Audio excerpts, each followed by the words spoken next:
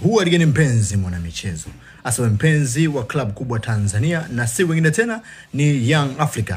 Leo tupo na taarifa kubwa 3 za usajili kuhusiana na klabu ya kupendwa ya Young Africa. Hawa ni mabingwa mara 3 mfululizo wakitafuta nafasi ya kuchukua mara ya 4 mfululizo wa kombe la ligi. Lakini pia mbingwa mara 3 mfululizo wa kombe la FA wakitafuta mara nyingine tena kwa sababu wako finali, na tunajua Young African ikifika finali mambo ambayo yanayofanya inakuwa inatisha sana. Sasa usisahau kusubscribe shabiki wa Yanga, lakini utuambie uko maeneo gani na support timu yako kutokea eneo lipi ili tuweze kufanya mambo haya kwa usahihi na kwa usawa zaidi. Sasa tunaanza na taarifa za usajili.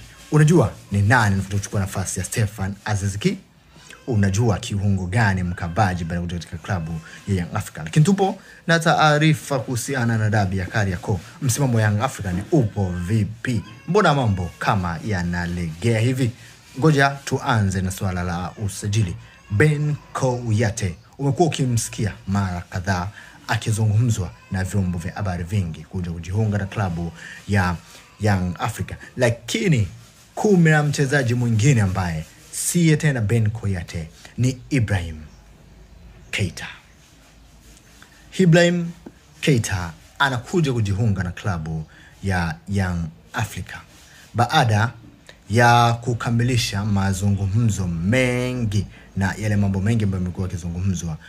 Young Africa wamemarizana na wachezaji hawa wawili. Kwanza Ben Kouyate ambaye anachukua nafasi ya Stefan Aziz Ki, lakini pia na Ibrahim Keita ambaye anakuja kucheza nafasi ya Kwasi Toula. Lakini tupo na Diakite ambaye anakuja kuongeza nguvu katika kiungo cha klabu ya Young Africa.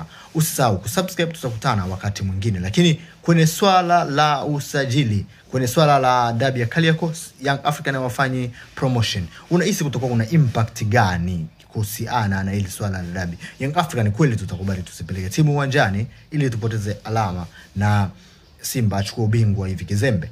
Hapana. Hilo jibu ni hapana. Young African ana mpango kazi ambao anaendelea nao na tunaamini anakwenda kupeleka timu na tutakwenda kumshangilia pale kwa Mkapa. Usisahau kusubscribe, tutakutana wakati mwingine. Asante.